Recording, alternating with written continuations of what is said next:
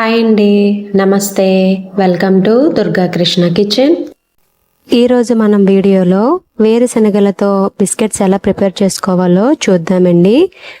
దీనిలో నూనె కానీ బటర్ కానీ ఇవేమీ యాడ్ చేయమండి.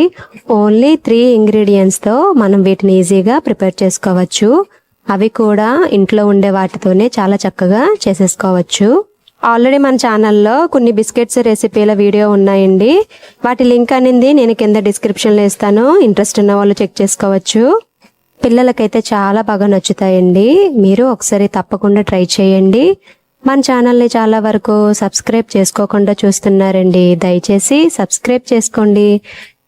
అలానే ఈ వీడియో మీకు నచ్చినట్లయితే ప్లీజ్ లైక్ చేయండి, షేర్ చేయండి, కామెంట్ కూడా చేయండి. ఇంకా లేట్ చేయకుండా ఈ పీనట్ కుకీస్ ఎలా ప్రిపేర్ చేసుకోవాలో చూసేద్దాం. ముందుగా స్టవ్ మీద ప్యాన్ పెట్టి ప్యాన్ హీట్ అయిన తర్వాత స్టవ్ సిమ్లో పెట్టుకుని దానిలోకి 1 కప్ వరకు వేరుశనగలను యాడ్ చేసుకోవాలి. ఇవి వేగినంతసేపు స్టవ్ అనేది సిమ్లోనే ఉండాలండి. దగ్గరుండి అలా కలుపుకుంటూ ఉండాలి.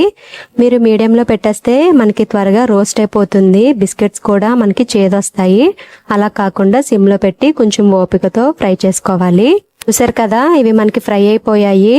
ఆ పైన పొట్టు అనేది రెడ్డిష్గా వచ్చేసింది కదండి. ఇప్పుడు వీటిని వేరే ప్లేట్లోకి ట్రాన్స్ఫర్ చేసుకోవాలి. ఇవి బాగా చల్లారిన తర్వాత దీనిలోంచి పొట్టు తీసేసుకోవాలి. పొట్టు తీసిన వేరుశనగను మిక్సీ జార్లోకి ట్రాన్స్ఫర్ చేసుకోవాలి. వీటిలోంచి ఒక గుప్పుడు వేరుశనగను తీసుకుని పక్కన పెట్టుకోండి. లాస్ట్లో గార్నిష్కి పనిచేస్తాయి.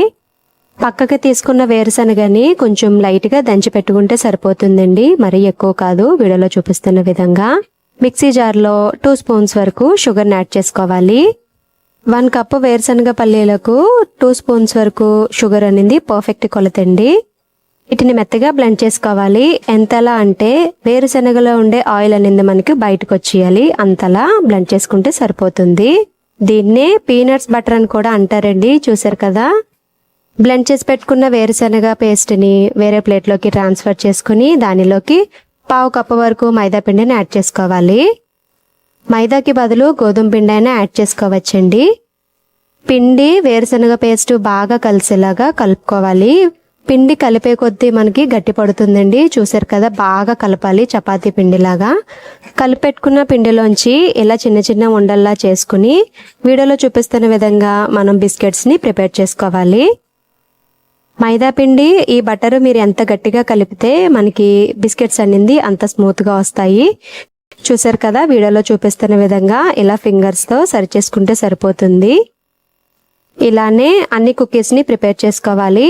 తర్వాత పక్కన పెట్టుకున్న వేరుశనగల్లోంచి ఇలాగా పైన డిప్ చేసినట్లయితే మనకి పైన వేరుశనగ అనేది చక్కగా అంటుకుంటుంది.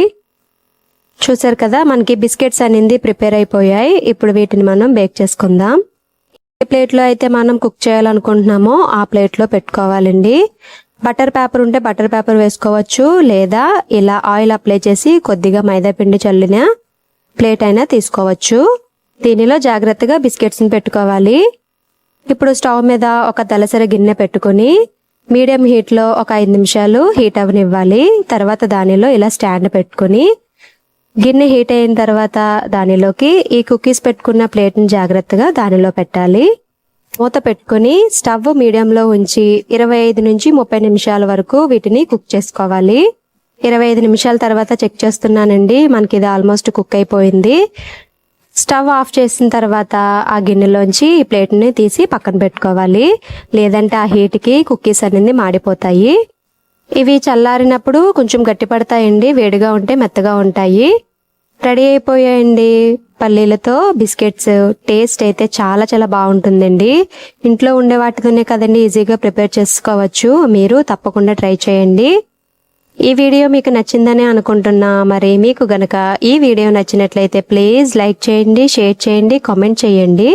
కొత్తగా ఛానల్ని వ్యూ చేసే వాళ్ళు సబ్స్క్రైబ్ చేసి పక్కనే ఉన్న బెల్ ఐకాన్ని గనక క్లిక్ చేసినట్లయితే నా వీడియోస్ని మీరు రెగ్యులర్గా ఫాలో అవ్వచ్చు.